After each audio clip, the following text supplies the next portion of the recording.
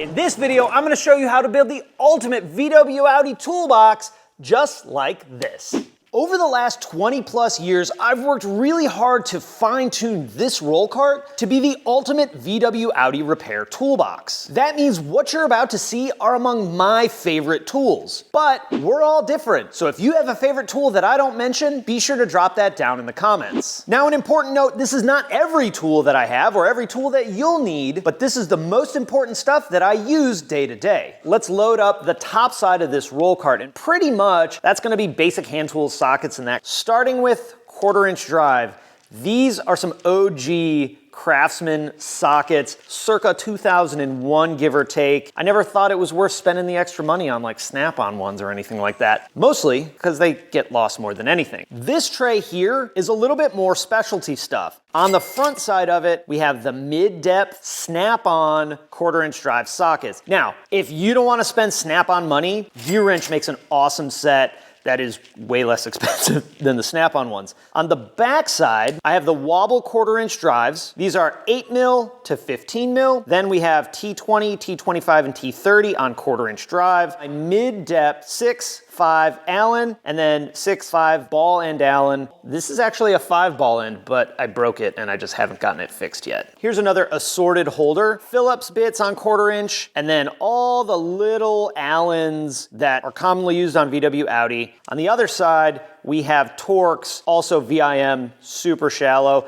I'm gonna try and link all this stuff up for you down in the description, because a lot of this stuff you can still actually buy. These next two sets, I don't use every single day, but it's one of those deals where when you need them, they are a lifesaver. Super shallow sockets that also allow you to drive them with a ratcheting wrench. The other ones are these super shallow triple squares, which again, these things bail you out so often. I also like these because these sets from VIM are on magnetic tray things, so I can stick them right to the back of the roll cart. By the way, if you use any kind of magnetic strip like that, be super careful because it will smash the crap out of your finger.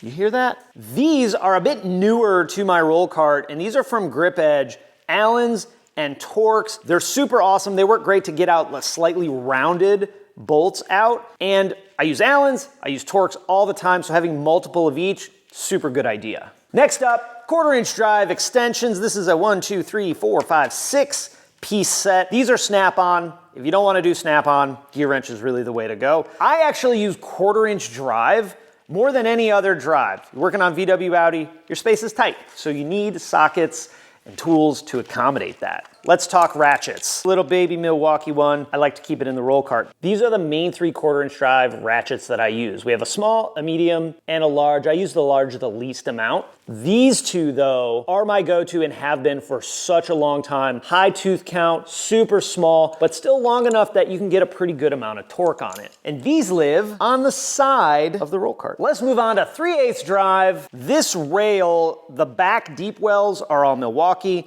The fronts, I think, are OEM tools. We got a little universal and a super short extension. By the way, these socket trays are my absolute favorite. They're from Westling. They're not cheap, but they're so much better than the plastic ones that I had break on me all the time. Our next rail, sort of our basic chrome sockets 3/8 drive. These are from Snap-on. I bought these fresh out of tech school in like 2003. And then a couple of spark plug sockets. This guy goes right here. This rail is some of the specialty 3/8 drive stuff. On this side, I have triple squares. These are the main 3 sizes that we use. Been using these forever. This set is from VIM. I don't know what the price point is today, but it used to be like 40 bucks. This is one of the best values in buying triple squares. They're short, they're awesome. On the other side, we got some more Grip Edge Torx, and then Allen. For my 3/8 drive Allens, you'll notice I have a mix of Snap-on and Craftsman. It's super tempting to always buy the full set of sockets, but sometimes you don't need to do that. I only bought a 5 and a 6 from Snap-on because those are the ones that I use the most. The last rail for 3/8 drive is impact wobbles. These are from Snap-on. Some of these are pretty well used. On the other side, this hurts my heart. These are standard tools. They're in there because I had the spot. and I almost never use them, which is why this goes at the front of the cart because I don't use that all that often. Now in the cart, I have 2 locking extensions. This is from a whole set. The long one is the one I use for like axle bolts because you can get to the axle bolt on the outside of like the hub. And this one is the one I use for spark plugs. You'll also notice that these 2 are taped. There's a roll pin that holds the head onto the extension, and they sometimes come off and may or may not be because I use an impact gun on them.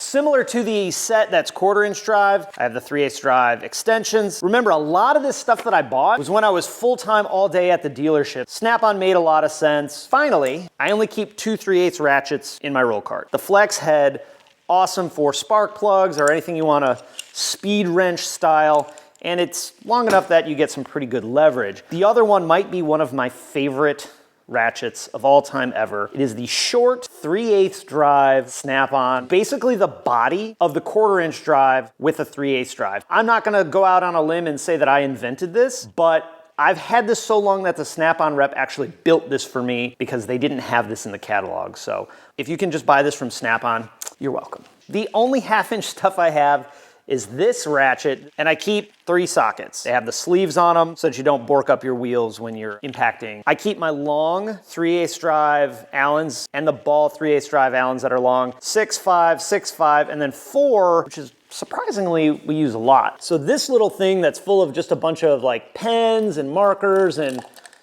seam rippers, a must-have by the way if you don't have a set. I 3D printed this with glow-in-the-dark filament. It's a makeup brush holder. This guy lives right there. This is a little bit holder. The real hero though are these bit drivers right here. So the 1/4-inch drive one is a locking one. These are awesome. They're probably dumb expensive. I don't really remember. You don't need the locking ones. I just really like the locking ones. I also have long bits. Phillips, T30, T25, T20. Sensing a theme here.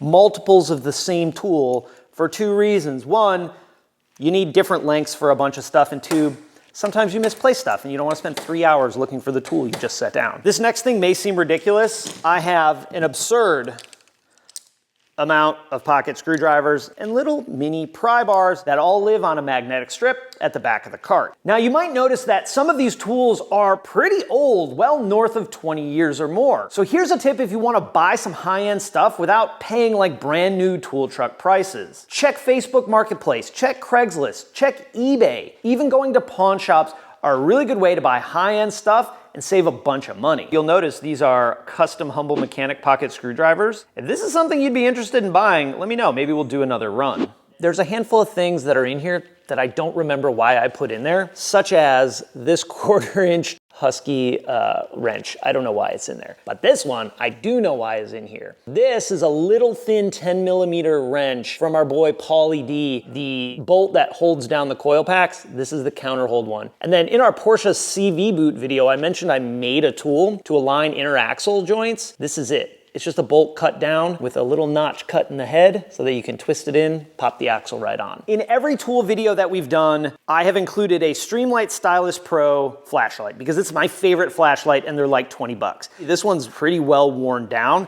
This is my backup one because my main one lives in my pocket all the time. For this flashlight, they also make a rechargeable version, or you can do what I do and use rechargeable batteries. And what else lives on the magnetic tray? We got a razor knife, some mini Knipex pliers. Knipex makes some of the best pliers out there. If you've ever been whacked in the head with a hood falling down, this holds it up. I pretty much put this on every car that comes in the shop that has that. It only takes 1 or 2 times of doing that before you don't risk it anymore. If you've seen any of the engine build videos, you'll notice that I do a lot of marking. These oil markers are what I use, and I keep 3 colors and rotate depending on how I'm feeling. I also have the Dropsies, 2 magnets. The thing I would add to these is a small inspection mirror. I've gone through dozens of them over the years and they either break or I lose them. So you definitely want to add an inspection mirror to your toolkit. No tool cart is going to be complete without a wide breadth of different screwdrivers. A lot of this stuff is pretty old too. So stubby Phillips, stubby flat, They live on the side of the roll cart here. Next up might be the oldest tool I have in my toolbox, this Klein Phillips head screwdriver. This is probably north of 25, 27 years old. 6 mil, a 7 mil, and an 8 mil nut drivers. These are out of a set that's probably from 2000. These are my go-to for hose clamps. The aftermarket ones are usually 6, the Volkswagen factory ones are 7, and then sometimes I need an 8. I also have some Torx. This is a 25 and a 30. I have a 20 as well, but it lives in a different home. And to fill out that side of my roll cart where the screwdrivers live, I actually have 3 pry bars, but the little guy, I'm not sure where it went. These are pretty old Craftsman when they were still part of Sears. They still get it done. The final thing I keep up top is this grip mat. And this is really just for like, oh, here's a random thing I don't know what to do with. I'll put it in here and then address it later. There's one more thing that goes up top. If you know, you know. This is a Mark IV seat spring that we use for pulling off the caps on wheel bolts. I cut it down and bent it so that you can go and pop the wheel bolt right off. Now is probably a perfect time to talk about the roll cart itself. I've been using a similar style roll cart to this for many, many years. Let me show you why I like this cart so much. One, a lot of drawer options that are nice and deep. I like the work surface. Obviously you can shut the cart. The one I had at the dealer, I actually mounted my wrenches to the lid, which was really, really awesome. I also like that you got storage on the side. So this is another set of pry bars that I keep, the ones with the strike caps. These are from Milwaukee. On the back, we have a fleet of beautifully colored magnetic trays, because you can never have too many magnetic trays. On this side, I've done something kind of different. So this is a screwdriver holder from a completely different roll cart, which is why it doesn't match in color. This is where I keep all of my main screwdrivers, flathead, Phillips head. I also have some more ratchets. These are both 1/2-inch drive from Gear Wrench, some impact extensions. Then I also have these little adjustable pry bars, which I probably don't use as much as I should, but they're really cool because you can change the angle. I really like this open bottom style. That way you can put all your chemicals, your washer fluid underneath your roll cart. Even though this is my preferred style of roll cart, I really believe that one from Harbor Freight that we've included in a couple of other tool build videos that you can get for like 190 bucks on sale is still the absolute best value in a roll cart. Let's get into some drawers. We already talked about the extensions, so I'm just gonna load those up. In that same drawer is where I keep my digital calipers. I usually just get these like from Harbor Freight or really cheap on Amazon. There's no need for me anyway to spend a ton of money on this because we're not doing super precise measurements, but you really gotta have one in the box. Everything else that lives in that drawer is gonna be trim removal tools. And there's 2 major kinds. The plastic ones. This is an OG Volkswagen training one that you hopefully can still buy. I'll try and find a link for you. The other one are these metal ones. These are from VIM with a little comfort handle. Obviously you still gotta be careful not to mar up your trim. These work super duper well. I got some short ones and then some longer ones too. In addition to those, I have a plethora of different trim removal tools. These orangish ones I bought very early in my career. The blue ones are a little bit newer, but really, I feel like you can't have too many trim removal tools. For the top left drawer, we got a lot going on. This is sort of your Midwesterner junk drawer kind of vibe. Got a bunch of stuff down here at the back, thread locker, some wire nuts, a guitar pick for some reason. Actually, guitar picks make really good trim removal tools, so you may want to add one of those to your collection. This is for checking brakes. I got some picks that I've customized for various assorted reasons. This scraper right here works super good on a bunch of different applications. I'm definitely going to link this up. We have some smaller Torx. This goes down to 8, I think. Then we have some super small Torx that go down to like 4. This is where that small T20 driver normally lives, but it looks like it's gone rogue today. And then a set of Milwaukee picks right here. My next drawer down is primarily pliers, but we also got some Milwaukee goodies and this kit from Sonic Tools. So this is some picks that are meant more for like coolant hoses rather than the really small ones that are in that drawer above. I like this because it lives in this nice foam tray that's all fancy and organized. In that drawer, the majority of my pliers live in this small tray right here. This allows me to stand them up. In order to do that though, you gotta have a drawer deep enough, which is another reason why I really like this roll cart. We have some long snap-on pliers, one pair straight, one pair angled. Similar to the snap-on ones, I have some gear wrench ones, but these are a little different. They have 2 joints on them. to allow you to open the end up really wide without having to open the handle up super wide. So if you have to access something in like a narrow spot, which happens all the time, these are awesome. Next is one of the very few Cornwell tools that I have. This is a pair of pliers that when you close them, they have this round part in them. This is for like coolant lines and vacuum lines. So you'll go on a coolant line or vacuum line, pinch it, twist it, and then slide the hose right off. Of course, no plier drawer is complete without a set of Knipex Cobra pliers. These do it all. What more do I need to say? If you watch the video $500 on the Snap-on truck versus $500 at Harbor Freight, you'll have seen we bought these pliers. These were apparently like TikTok famous pliers from Snap-on. Really strong bite, probably do other things that I don't even use these for, but a solid addition to the drawer. I have some kind of mid-length needle nose pliers from Knipex. It also looks like I did something to the end of these that I probably wasn't supposed to because they look like they got hot. Also from Knipex, these are like mini bolt cutters. If this blue cutter doesn't get it done, these always do. I actually have another Cornwell pair of pliers. These are awesome for the little metal clips that hold in most VW and Audi trim panels. Sometimes that panel comes off, the clip stays behind, these slide right under, and then you can just pop the clip right out. This is another pair of Knipex pliers, and they're grooved in a manner to where you can really bite on a bolt that maybe got stripped out or just isn't super happy. I usually like to try these before we have to get out the serious extractors, and it oftentimes gets it done. So that fills up that pliers rack, but there's 3 tools that I keep out of that. One, my Klein cutters that I use for basically everything. These cutters have been my go-to cutters in one form or another for pretty much my whole career. I use them to do all the normal things you would do with side cutters, right? Cut wires, cut whatever. But I also use them in very inappropriate ways, like cutting clamps for CV boots. These take a pretty good amount of abuse and still are awesome. A pair of Klein wire strippers. I'll be honest, these are just generic wire strippers. I don't think there's anything special about the Klein ones. They're sort of, in my head, the classic wire strippers. I've said a bunch throughout this video, if you don't want to spend Snap-on money, here's an alternative. This one, I don't know of any other actually awesome alternative. So these are hose clamp pliers. You use these to remove and install clamps that go around like coolant hoses, for example. These have been through it. You can actually see how worn these are versus the new pair that I've bought. What I like about these is it has 2 cups to get onto the clamp. And then you can actually lock it so that your thing doesn't sploing open. Still, I think under 40 bucks and worth every single penny. Also in this drawer, I keep some vice grips, 2 different pairs, a set of adjustable pliers that it looks like I've probably used on an AN fitting based on the fact that they're taped at the end, and the old school rear caliper tool that when you had to twist rear calipers in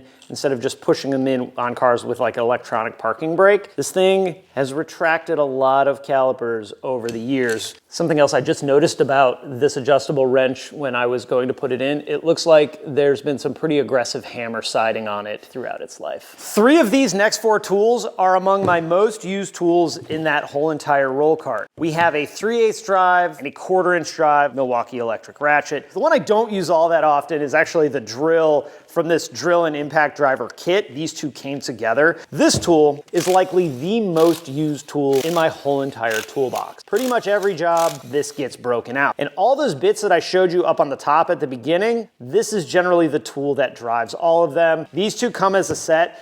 I want to say when they're on sale, it's like 180 bucks. It's just a home run of a deal. So clearly these live in a place that's easy access. Our bottom drawer is the deepest drawer out of the 4, so it gets some of the biggest stuff. Let's start off with torque wrenches. 2 torque wrenches, one from Gear Wrench. This is a clicky boy, and I like to use this one for things like wheels. I also have a terrible memory, so I like to write the torque specs for wheels on the inside. For a little bit smaller of a torque wrench, I have this Snap-on Tech angle wrench. These torque wrenches are stupid expensive. If you're a DIYer, don't buy this. It's not worth the money, but in my opinion, this is the best torque wrench that you can get. They also make a 1/2 inch and probably up version of these, but I don't have the budget to buy those because they're super expensive. This is a bunch of short bits in this bit kit from VIM with this tiny little driver to get those really weird like triple squares where you have just millimeters of space. Awesome kit. Something I do use pretty frequently is this little butane soldering kit from Power Probe. Anytime I'm plastic welding, this is usually the tool that I use. My dad says butane's a bastard gas. Two newer additions to the fleet are these stubby M12 impacts. This replaced my big M18 mid-torque. Wheels, suspension, this one's my go-to. And I keep this one in there because I just have more 3/8 sockets than I do 1/2-inch sockets. Another tool that has been around the block is this long snap-on 1/2-inch drive ratchet. I've actually broken a pretty good number of these, likely from less than proper tool usage. But anytime you gotta go a half a turn, this is the jam. I know, it's not a breaker bar, and that's not technically what it's for, which is probably why I broke a bunch. A controversial tool. I know a lot of people have some pretty big feelings about torque sticks. I use this to snug wheels down, and then we go back behind it with that gear wrench, torque wrench, just to make sure we get the wheel torque right. This spear doesn't live in that drawer. It actually lives next to those other Milwaukee pry bars, but the B5 and 5.5 Passat alignments, this fit perfectly in some of the alignment holes of the subframes. No roll cart would be complete without at least one hammer. This is from Harbor Freight. This was purchased in 2004, and short of looking a little scraunchy where I taped it up, it's gotten it done. This hammer has whacked a lot of CV joints off to do CV boots, as well as many other things. Not only is this a hammer side, and this a hammer side, but obviously, so is this, so is this. There's probably a few hammer marks on the top too. Another controversial pick is my Power Probe. So this is a Power Probe 2. I don't even think they make this anymore. This is my go-to for checking fuses and just doing quick tests. It's also a tool that if you use it wrong, you can let the smoke out of an ECM or other modules. So if you know what you're doing, these are great. My preferred glove are the Microflex Diamond Grip. In most videos, you will see me wearing these gloves almost all the time. Remember, a lot of this stuff was organized so that it could be as easy and as efficient as possible on flat rate. So if you're like, Charles, that doesn't make any sense why you have that there, it's an efficiency thing. The final piece of that drawer is this. I mentioned earlier that some of these tools you probably can't buy anymore. This is my multimeter from when I was in tech school. I'm pretty confident these were made by Fluke, even though it says Blue Point on it. This is still the meter that I use every single day. I really don't think in the automotive space spending a ton of money on a multimeter makes sense, because if you gotta go that deep with a multimeter, there's better tools out there than this. Now, if I were still at the dealer, there's a couple of things I would add back into the roll cart, mostly oil change related. Like this little socket set from Gear Wrench to hit all the cartridge style filters, and this guy for the, say, 2.5 liters. Now you're also wondering, Charles, where's all your wrenches? Well, they all actually live right here. Unfortunately, in the roll cart, there's only so much space. And finally, if you're working on anything modern, you gotta have a scan tool. I do VW Audi, so VCDS it is. OBD11 is another good backup. If you work on everything, or just not VW Audi, a top-down scan tool is probably one of the better values. With how complicated modern cars are, you're gonna have to have something. So I'm gonna wrap it up there. I'll put links to everything I could find anyway down in the description. I wanna thank you guys so much for watching, because this was really just an excuse for me to properly clean my roll cart.